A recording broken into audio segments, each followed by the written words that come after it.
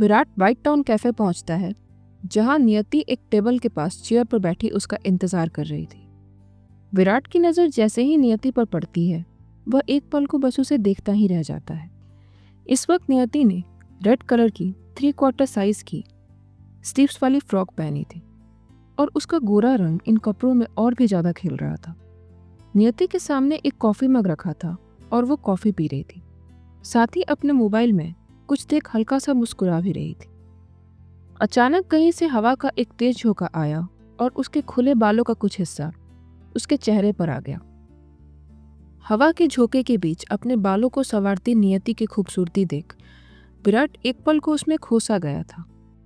अचानक नियति की नज़र विराट पर जाती है तो वह हाथ हिलाकर इशारे में उसे हेलो बोलने लगती है, लेकिन विराट कोई रिएक्शन नहीं देता है। वह एकटक नियति को देख रहा था। विराट को ऐसे खोया पाकर नियति पहले तो इधर उधर देखती है, फिर एकदम से उठकर उसके सामने जाती है और उसे झकझोरते हुए कहती है, हे विराट, क्या हुआ है तुम्हें? कहाँ खोए हो? नियति के ऐसे झकझोरने पर विराट एकदम से अपनी चेतना से लौटता है और हड़बड़ाते हुए कहता है, हाँ कुछ नहीं, क्या हुआ? ओ गॉड, तुम भी ना पता नहीं क्या क्या करते रहते हो। चलो बैठो, नियति कहती है और विराट के साथ आकर टेबल पर आमने सामने की कुर्सियों पर बैठ जाती है। क्या बात है नियति, किस केस की बात करनी थी तुम्हें? विराट नियति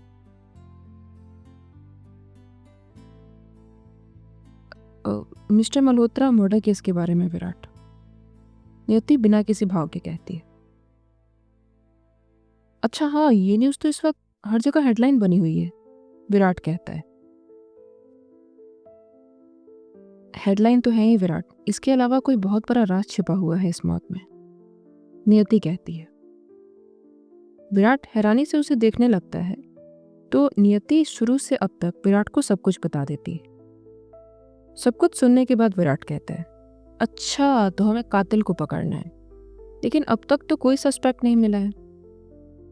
विराट, मुझे लगता है हमें मल्होत्रा विला जाकर उनकी फैमिली के बारे में कुछ पूछताछ करनी होगी, शायद वहाँ से कुछ सुराग हमारे हाथ लग जाए, नियति कहती है। तो चलो फिर, मुझे लगता है हमें ज़रूर चलना चाहिए, लेकिन वहाँ जाने में क्या प्रॉब्लम है? तुम्हें मेरी मदद क्यों चाहिए? विराट हामी भरते हुए कहता है और फिर नियति से एकदम से सवाल करता है, अकेले जाना सेफ नहीं है विराट, ये कत्ल जिसने भी किया है वो बहुत शातिर है, मैं कोई रिस्क कवर नहीं करना चाहती, नियति कहती है। तो ठीक है, उनका एड्रेस पता करो, चलते हैं। रिसेप्शन ने उनकी कॉल डिटेल्स एंड एड्रेस मुझे दे दी है, मैंने उनसे सर्च वारंट के लिए कहा है ताकि हम तलाशी ले सकें। वेरी गुड नियति, तुम तो मुझसे भी 2 कदम आगे चलती हो, विराट कहता है। अभी तो फिलहाल यहाँ से निकलते हैं, कल हम अपनी तलाशी शुरू करेंगे।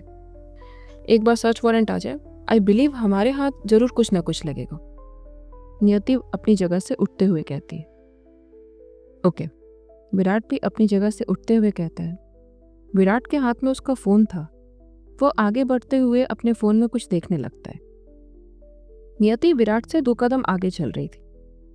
अचानक नियति का पैर फिसल जाता है और वो गिरने ही वाली होती है कि तभी विराट पीछे से उसे अपनी बाहों में थाम लेता है। एक तेज हवा का झोंका दोनों को छूता है और नियति को संभालते हुए विराट के फ़ोन में गाना बजने लग जाता है।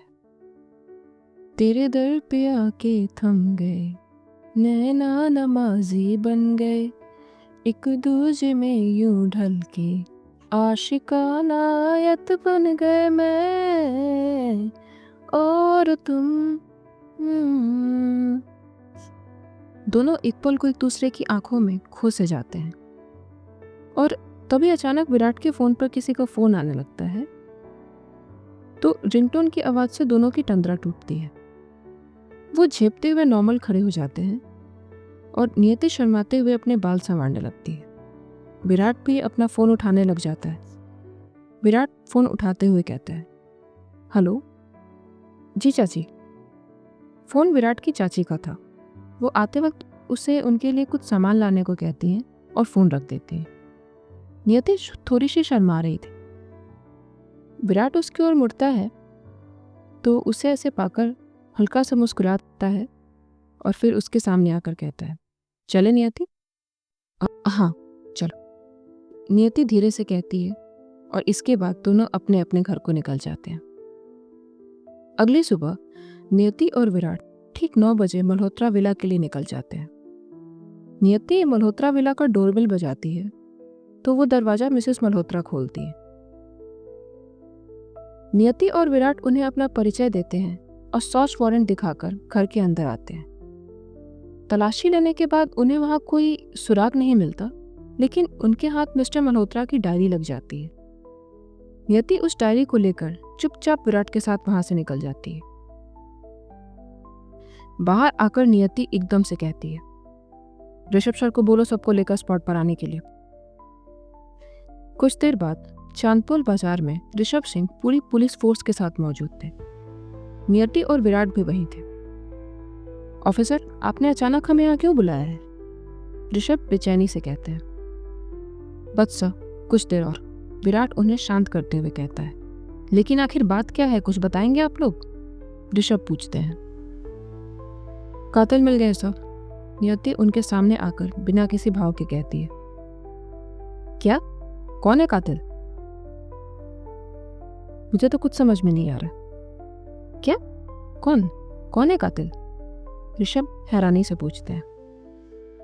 बस आता ही होगा, नियति सामने की ओर देखती हुई कहती है।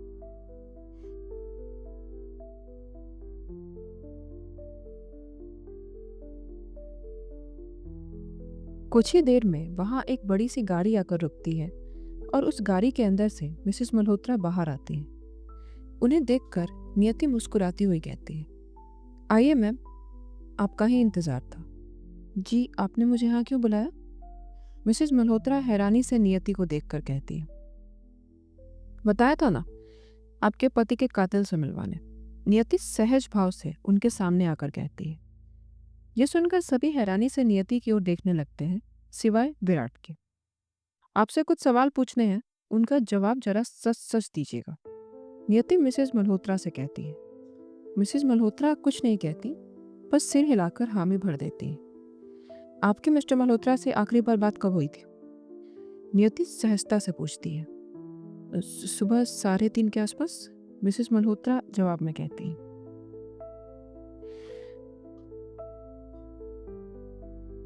ये कत्ल किसने किया होगा, आपको किसी पर शक है? नियति एकदम से कहती है। नहीं, मुझे इसका कुछ नहीं पता। मिसेस मल्होत्रा कुछ घबराती हुई कहती है। वो घर आते वक्त आपसे बात कर रहे थे, राइट? नियति खुफिया अंदाज में पूछती है।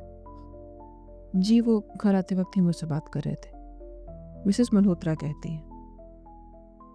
ये कत्ल 4 बजे के आसपास हुआ था, उस वक्त आप कहाँ थी? नियति एकदम से अगला सवाल करती है। जी, मैं अपने घर पर थी, मिसेस मल्होत्रा सक पकाते हुए जवाब देती है। पास के सीसीटीवी से कुछ फुटेज मिली है हमें, जिनमें आपके पति का कोई हाथ में गन लिए पीछा कर रहा है। नियति सामने की ओर देखकर फिर उनकी ओर देखकर कहती है। ये फुटेज बताती है कि मिस्टर मल्होत्रा किसी से बचकर भाग रहे थे। विराट आगे आकर कहता है। कातिल काले बुरखे में उन्हें मारने आया था। क्यों विराट? नियति मिसेस मल्होत्रा की ओर देखती हुई कहती है। इतना सुनते ही मिसेस मल्होत्रा के होश उड़ जाते हैं और वो तपाक से बोल पड़ती है। अरे नहीं, कोई फुटेज अब बुरखा नहीं हो सकता, सारे फुटेज मैंने ठिकाने लगवा दिए थे। नियति और विराट ये सुनकर एक दूसरे की ओर देखते हैं और मुस्कुरा देते हैं। फिर एकदम से एक साथ तेज आवाज में कहते हैं, अरेस्ट है। इन्होंने खुद अपने पति की जान ली है, नियति आक्रोश में कहती है। मिसेस मल्होत्रा को यह एहसास हो जाता है कि घबराहट में वो खुद सच बोल चुकी थी। नियति उनके सामने आती है और उन्हें घूरते हुए कहती है, आप जैसी घटिया औरत पूरी दुनिया में नहीं होगी, आपने खुद अपने पति की जान ले ली। ये सुनकर मिसेस मल्होत्रा आक्रोश में बोल पड़ती है। अरे, उस इंसान को रास्ते से हटाना जरूरी था। इस आदमी के जीते जी मैं कभी उसकी दौलत पर कब्जा नहीं कर सकती थी। उससे शादी की सिर्फ और सिर्फ दौलत के लिए, और बदले में उसके इन 2 बच्चों को पालने की जिम्मेदारी मुझे मिल गई। थक गई थी हर रोज के ड्रामे से। बाप बनकर सिर्फ उन बच्चों का सोचता था और मेरा कुछ नहीं, तो और क्या करती मैं? अरेस्ट करो इन्हें, इनकी जगह बाहर नहीं सलाखों के पीछे है, नियति कड़क लहजे में कहती है। जैसे ही मिसेस मल्होत्रा को हथकड़ी पहनाई जाती है वो चीख पड़ती है, छोड़ो मुझे, छोड़ दो, मैंने कहा ना छोड़ो मुझे। कांस्टेबल मिसेस मल्होत्रा की एक नहीं सुनता है और उन्हें लेकर वहां से चला जाता है। उनके जाने के बाद ऋषभ आकर नियति और विराट को कहते हैं, well done both of you. मुझसे शाबाशी मत दीजिए सब कि सब नियति का कमाल है। विराट मुस्कुराते हुए नियति की ओर देखकर कहता है, नहीं विराट, तुम्हारी हेल्प के बिना मैं कुछ नहीं कर पाती। नियति उसकी तरफ देखकर कहती है, वो सब छोड़ो, तुम ये बताओ कि जब कोई सुराग या सस्पेक्ट था ही नहीं तो तुम्हें कैसे पता चला कि कातिल खुद मिसेस मल्होत्रा है? ऋषभ कहते हैं, नियति और विराट एक दूसरे की ओर देखकर मुस्कुरा देते हैं और फिर नियति कहती है, कुछ राज घर की चार दीवारी में कैद होते हैं सब, ये राज भी हमें वहीं से पता चला। इतना कहकर नियति खामोश हो जाती है। सुनते रहिए काल चक्र, समय का चक्रव्यूह।